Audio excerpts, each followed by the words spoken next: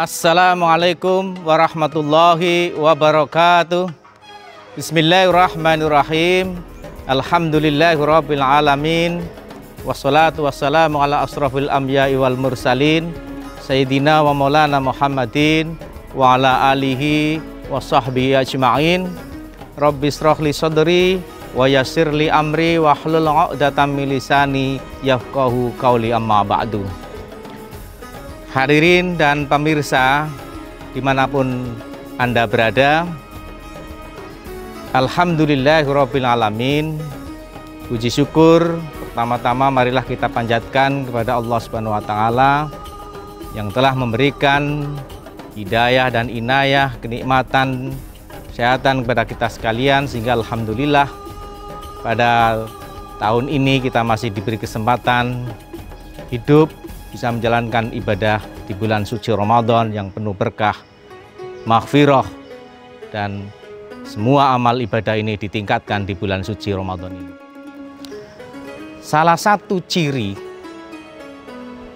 manusia muslim atau ciri seorang muslim yang ideal adalah seorang muslim atau pribadi muslim yang menghargai waktu.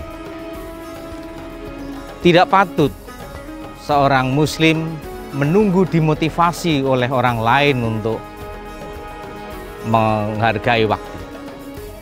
Karena apa? Karena menghargai waktu itu adalah sudah menjadi satu kewajiban bagi kita semua muslim.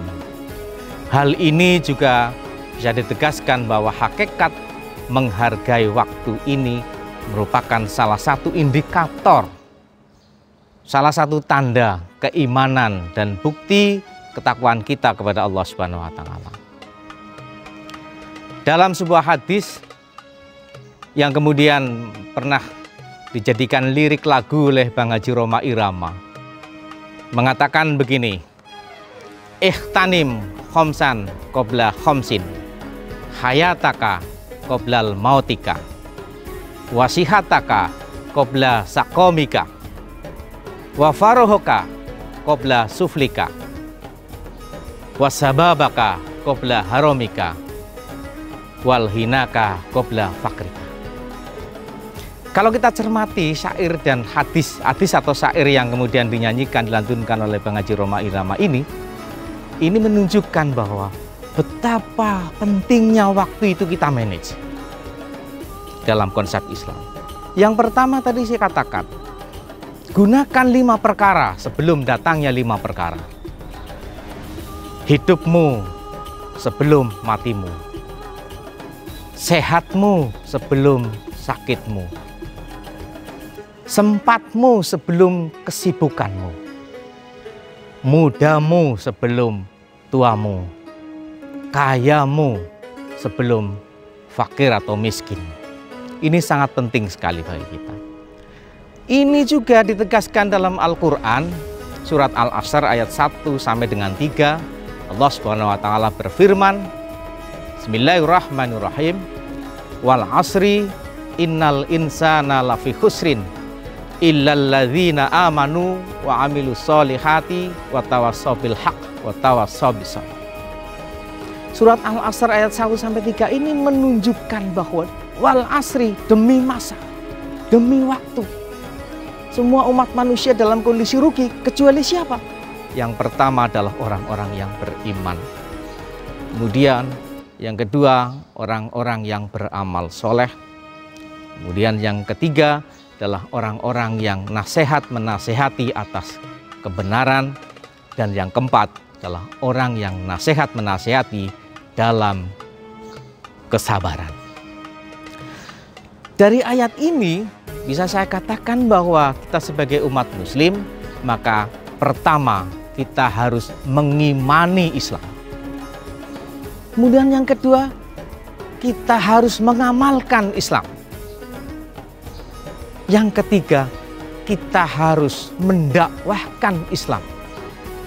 Dan yang keempat, kita harus bersabar di dalam Islam.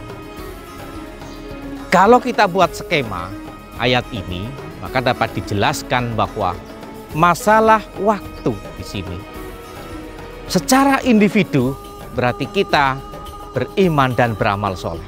Tapi secara kolektif, waktu itu adalah bagaimana kita menasihati atas kebenaran dan bagaimana kita menasihati di dalam kesabaran. Ini merupakan salah satu ayat Al-Quran yang menjadi landasan bagaimana kita memanage waktu. Perencanaan yang baik itu perencanaan yang seperti apa? Perencanaan yang memiliki tujuan untuk melakukan protective benefit, menjaga, melindungi, meminimalisir terjadinya kekurangan-kekurangan, dan yang kedua positif benefit, memaksimalkan hasil. Nah, perencanaan yang baik dalam konteks kita menghargai waktu, yang pertama, niat yang jelas. Niat yang jelas, yang kuat merupakan salah satu ciri prestasi insya Allah akan tercapai. Termasuk dalam hal ini dalam beribadah. Kemudian juga yang kedua, tujuan yang jelas. Nah, tujuan ini merupakan apa? Tujuan ini merupakan indikator keberhasilan seseorang di dalam meraih pekerjaan, dalam hal ini adalah beribadah. Oleh karena itu, disinilah di dalam tujuan perlu kita lakukan skala prioritas. Prioritas pertama di dalam kita melaksanakan suatu pekerjaan adalah sangat penting dan sangat mendesak.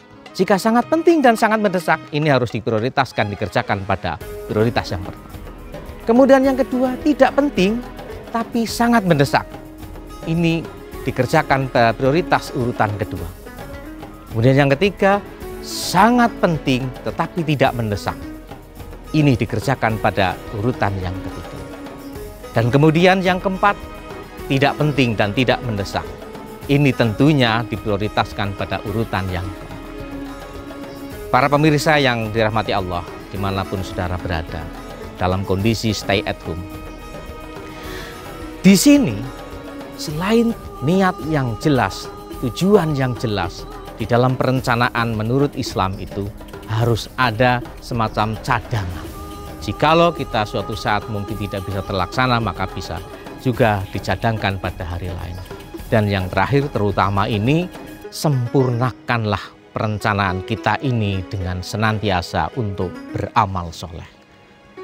Saya kira itu, terima kasih. Wallahul muwafiq ila aqwamit thoriq. Assalamualaikum warahmatullahi wabarakatuh.